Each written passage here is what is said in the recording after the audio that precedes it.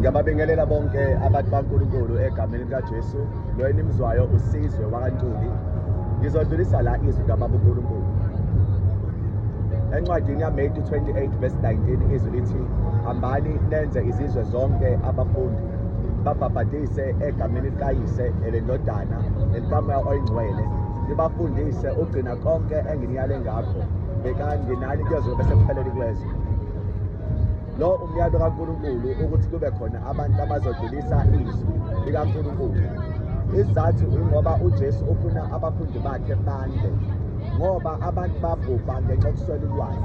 uJesu la njengoba ethi afundiswe abantu ngemiyalelo yakhe, bebhabhadiswe ngokwaNkulunkulu njengoba esho egameni likayise elendodana likamoya oyingcwele. Ivangeli lakhe ukuze abantu bekwazi ukuphiliswa ngalo, kumele kuhanjwe ngale ndlela uJesu asho ngayo, befundisa imiyalo, bebhabhadiswe ngale ndlela uJesu asho ngayo. Uma sibheka la, uJesu inhloso yakhe ukuthi kwakhiwe abafundi. uJesu la usevuka ekufeni. Ake sikhumbule ukuthi nganeno kuMatthew 10:5 wathuma abafundi bakhe wathi abaye endlini za-Israyeli ey'dukileyo, bengayi endleleni yabezizwe noma kumaFarisi, kodwa behambe ey'ndlini za-Israyeli ey'dukileyo. Ngicela ukuphinda futhi, uJesu kuMatthew 10:5 wathi abahambe hhayi ngendlela yabezizwe, hhayi emzini njalo yamaSamariya, kodwa beye ey'ndlini za-Israyeli ey'dukileyo. Uma uJesu ekhuluma kanje, inhloso yakhe wayefisa ukuveza ukuthi ivangeli kwakumele kuqale kubantu abakaJuda ukuze bezokwazi ukulizwa izwi qala bephenduke, ngoba yibo ababengaphansi komthetho. Okusho ukuthi wayezokhulula bona kuqala mase umusa nathi esivezela. So njengoba esesho kanje kuMatthew 28:19, ingoba ivangeli alisakhethi, sethunyelwa kubona bonke abantu, ngoba uNkulunkulu inhloso yakhe ukuthi indaba zakhe zisabalale umhlaba wonke. Ingakho ethi afundiswe abantu umhlaba wonke, bebhabhadiswe egameni likayise lendodana likamoya oyingcwele, befundiswe ugcina konke abayalwe ngakho. Uma sibheka la incwadi kuJohn 14:6, uJesu uthi, ngiyindlela neqiniso nokuphila okuphakade, akekho oza kubaba ngaphandle kwami. Uma ngabe abantu bamkela uJesu, uJesu yena obasindisayo, nendlela abamba ngayo ile efuna uNkulunkulu. uNkulunkulu la inhloso yakhe ukuthi abantu bahambe ngezwi lakhe, uJesu izwi lakhe. Abantu abamkela uJesu bahamba kuleyo ndlela, abantu abahamba kule ndlela bakhanyiselwa uJesu, ngoba uJesu uyiqiniso. Ekugcineni labantu bathola ukuphila okuphakade ngoba bamkelile uJesu. Uma sibheka la izwi laNkulunkulu libe ngokusobala ukuthi uJesu uyindlela, ngoba uNkulunkulu vele ufuna abantu bamkele uJesu, njengoba lisho izwi encwadini yaJohn 3:16. uNkulunkulu wathanda izwe kangaka waze wanikela ngendodana yakhe ezelwe yodwa, ukuba ilowo nalowo okholwa yiyo angabhubhi, kepha abe nokuphila okuphakade. Ngale nkathi-ke abantu bamkela uJesu, uNkulunkulu uyabasindisa, ngoba vele uJesu insindisi ivela ngaye. Uyena onamandla okukhulula abantu ezolweni zabo, ngoba bafela ngenyama yakhe futhi babhabhadiswa ngomoya wakhe. Uma abantu bezwa ngoJesu kepha bengamamkeli, labo bantu ngeke beze bekwazi ukusindiswa. Uma sibheka la izwi likaNkulunkulu, uJesu yena uyindlela kaNkulunkulu engcono, ayikho edlula le ewuJesu. Uma sibheka incwadi kaJohn 3:18 izwi lithi, okholwa indodana akahlulelwa, ongakholwa indodana namanje usahlulelwa, lokhu engakholwanga egameni lendodana kaNkulunkulu ezelwe yodwa. Ngale nkathi-ke abantu benqaba ukukholwa uJesu, labo bantu ngeke bekwazi ukusindiswa, kodwa uma bevuma ukukholwa uJesu bazosindiswa. Bayalahlwa abantu abangavumi ukukholwa uJesu. Isizathu yilesi, ingoba uNkulunkulu uma enikela ngoJesu, bazi kahle ukuthi uJesu ngekafela mahhala, bekumele abantu bekholwe ngaye. Akekho umuntu ongathi thina sifuna ukaNkulunkulu ngokwethu, ngoba isikhona indlela uJesu.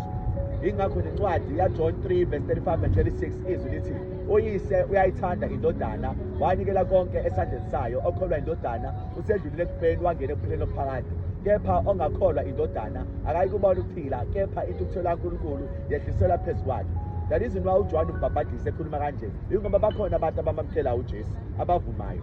uNkulunkulu ibona abasindisayo, kodwa laba abanqabayo uNkulunkulu abathukuthelela phela ngoba bazobhubha, okusho ukuthi bona bayirejecta indaba kaJesu. uNkulunkulu-ke uyabathukuthelela bonke abantu abanqaba uJesu ngoba ayikho enye indlela angabasiza ngayo. uJesu uyacacisa la indaba yendlela encwadini yaMathew 7 verse 13 and 14 uthi, ngenani ngesango elincane, lincane lingangocingo, bayingcosana abaxhumanayo, likhulu isango, baningi abangena ngalo, abayibhujisweni. Abantu la abaya ekuphileni okuphakade yibo abamkela uJesu, abamba ngemiyalelo kaNkulunkulu, ngoba isango elincane leli abangena ngalo bazoekuphileni, kodwa elikhulu isango abangena ngalo bazoekubhujisweni. uNkulunkulu la usho kusase-eli ukuze abantu bezoxwaya bekhethe kahle. uJesu la ukhuluma lokhu ngoba abantu abanye badukile, ufuna bazuzwe iqiniso ukuze bezokwazi ukukhanyiseleka, kodwa bebengafuni iqiniso bengena kuleli sango elikhulu bazobhubha bonke. Nencwadi yamaHubo 1 verse 6 iyakhanyisa ngokufana nale, cishe ithi uNkulunkulu uyayazi indlela yabalungileyo, kodwa eyezoni iya ekubhujisweni. Abantu abalungile yilabo abamukela uJesu, uNkulunkulu labo bantu uyabazi isiphetho sabo, kodwa abantu abangamamkelanga uJesu abahamba ngey'ndlela zabo bayobhubha, ngoba uNkulunkulu la akafuni abantu abazenzelayo, ufuna abantu abazokwamukela intando yakhe. uJesu-ke njengoba la ecacisile naye, ingoba ufuna abantu uma bekhethe kahle. Nencwadi yamaHubo iyakusho lokhu ukuze abantu bazi ukuthi iyiphi indlela uNkulunkulu ayibusisile nendlela uNkulunkulu angayibusisanga. Uma sibheka la izwi likaNkulunkulu sothola ukuthi encwadini yaHosea 4 verse 6 bese kade eshilo uNkulunkulu ukuthi abantu bami babhujiswa ukuswela ukwazi. Yingakho la incwadi yaLuka 24 verse 46 and 47 uJesu ethi, kulotshiwe uza kuhlupheka uKristu avuke ngosuku lwesithathu, uphenduke abantu ezonweni zabo, kushunyayelwe egameni lakhe kuze kuvame umusa. Okusho ukuthi abantu abaningi babhubha ngoba baswele ulwazi. Yingakho uJesu ethi abafundiswe imiyalelo, bebhabhadiswe ngokamoya ongcwele ukuze bezokwazi ukusindiswa, ngoba ngeke bekwazi ukusindiswa uma bengafundiswa ngendlela kaJesu. Laba-ke abazwa izwi laNkulunkulu belilahle ngenhloso bazobhubha, laba bezwa izwi laNkulunkulu bengalinaki ngenhloso bazobhubha, ngoba iyona imeseji kaNkulunkulu ewukuphila. Abantu abarejectayo barejecta ukuphila. noJesu ushilo encwadini kaJohn 6 verse 63 uthe, umoya ophilisayo, inyama ayisizi lutho. Amazwi engiwakhulumile kunina angumoya futhi angukuphila. Abantu-ke la abavumayo ukukholwa ngenxa yokuzwa izwi bathola ukuphila. Lokhu kuphila bakunikezwa uNkulunkulu umnini amandla onke. Kodwa abantu abangavumi ukukholwa uma sebelizwa izwi abahamba ngenyama, ekugcineni ngeke bazuze lutho, ngoba inyama yona yenza ukonakala. Ekugcineni imisebenzi yayo uNkulunkulu akayivumi, bonke bayolahlwa abahambe ngayo inyama. Uma-ke sibheka la izwi kaNkulunkulu, uNkulunkulu ufuna abantu belazi iqiniso, which is why nencwadi kaJohn 4 verse 24 izicacisa lithi, uNkulunkulu ungumoya, abakhuleka kuye bamele ukukhuleka ngomoya nangeqiniso. Siphila-ke esikhathini whereby wonke umuntu eclaim ukuthi uyazi, akekho umuntu osho ukuthi mina ngazi. uJesu-ke bekade sebonile ukuthi iy'mpumputhe zikhona, uthi uma impumputhe ihola ezinye zonke zokhalakathela eweni. That means uma umuntu ongafundile kuJesu efuna ukuhola abantu, bonke labo bantu bayesweni. Yingakho uJesu ecacisa la ukuze abantu bezolazi iqiniso. Abantu-ke ababe eqinisweni uNkulunkulu uyabezwa uma bekhuleka, ngoba bame eqinisweni, especially uma bebe nomoya kaJesu. uNkulunkulu uyabezwa ngoba iwona moya awuvumile. Miningi imimoya, uwodwa ongcwele yilo uNkulunkulu awunikeza umuntu ogcina intando yakhe, njengoba isho incwadi ya1 John chapter 3 verse 24, ogcina umyalo uhlala kuye, naye uhlala kubo ngomoya abanikela wona.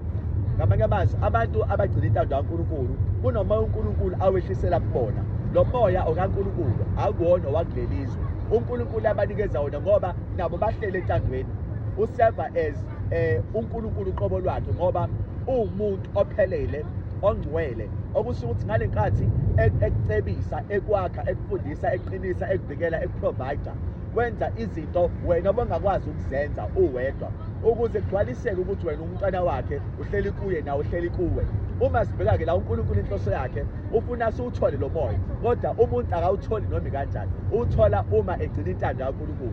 Umyalo wakhe yilo ukuba abantu bonke bakholwe egameni lendodana yakhe uJesu, bethandane njengoba ekhiphile umyalo.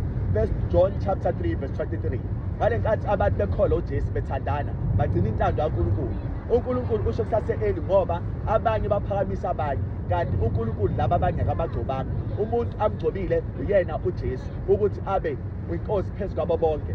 Encwadini yabaseFilipi 2 verse 9 lisho njalo izwi, wamnika igama eliphezulu kwamagama onke, ukuze onke amadolo abasezulwini, abasemhlabeni, abangaphansi komhlaba aguqe, nezilimi zonke ziphimise zisho ukuthi uJesu uyinkosi, kube inkazimulo kaNkulunkulu. Ngale nkathi abantu bamcela uJesu, uNkulunkulu uyabezwa, uNkulunkulu uyababona, uNkulunkulu uyabasiza ngenxa ukuthi bamcela uJesu, ngoba yena uJesu amgcobile, emgcobela kona ukuthi umbuso wakhe ume ingunaphakade, abe umpristi omkhulu wesivumelwano esisha. uSilo wathi ngeke ayisole ngesinqumo sakhe. That means uma abantu bemamkela uJesu bayakwazi ukugcina intando kaNkulunkulu, especially uma bezokholwa egameni lakhe, ngoba igama liyabulala kodwa umoya uyaphilisa. Abantu abakholwa uJesu bayakwazi ukusizakala ngenxa yokuthi uyena uJesu ogcotshiwe.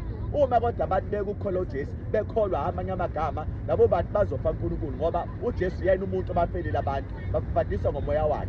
Uma sibheka la lithi izwi bethandana, uNkulunkulu uwuthando. Abantu abathandayo njengabazalwane bazelwe uNkulunkulu, noNkulunkulu uyabazi, nabo bayamazi uNkulunkulu, ngoba uma ufunda kahle izwi lithi uNkulunkulu uwuthando.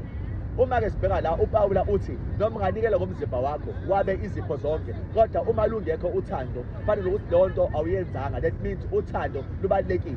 Ukukholwa, ithemba, uthando, lezo yiphiwe zimile ingunaphakade, kodwa isikhulu kakhulu uthando. Uma sibheka la uNkulunkulu into ayifunayo ukuthi sihlale entandweni yakhe. Yingakho la uJesu ecacisile ukuthi uma kukhona omthandayo akazidele, athabathe isiphambano sakhe amlandele. Ngale nkathi uJesu umthanda kodwa ungayidelanga, ngeke ukwazi ukuba fit enough ukumlandela. Umuntu othanda ingane yakhe, imoto yakhe, umuzi wakhe, nanoma yikuphi-ke odlula uJesu, loyo ngeke akwazi ukulunga ukuthi abe umfundi kaJesu, ngoba uJesu uyena ofanele simthande kakhulu ukuze sizokwazi ukulandela uNkulunkulu. uNkulunkulu ufuna sazise indodana njengoba sazisa noyise. Asike sibheke-ke la izwi lokugcina, incwadi yeSamuel 3 verse 15 and 16. Yazi umsebenzi wakho ukuthi awubandi futhi awushisi, bekungcono ukuthi uyabanda noma uyashisa, njengoba uzivivi zawukuphalaza. uNkulunkulu ufuna ubande noma ushise, kodwa mawuntukuntuku uthi uzokuphalaza. That means wena okumele ukhethe, ayikho umuntu okumele akuqoqe, zikhethele wena, kodwa ungabi intukuntuku, ngoba uba intukuntuku uNkulunkulu uzokuphalazela kona lokho. Uma sibheka la izwi, uNkulunkulu ufuna abantu bame esayidini elilodwa, bebande noma beshise, kodwa bengabi intukuntuku. Sengiyakhuleka-ke Baba, siyabonga ngezwi lakho, izwi lakho lihle liphelele, nevangeli lakho Nkosi lona lodwa elikwazi ukusindisa abantu. Sisize Nkosi ulambule kuthina, ngoba iqiniso lakho lifihlakele egameni likaJesu. Ubusise igama lakho liphakamise ngoJesu Kristu Inkosi manje naphakade, amen. Inkosi nibusise.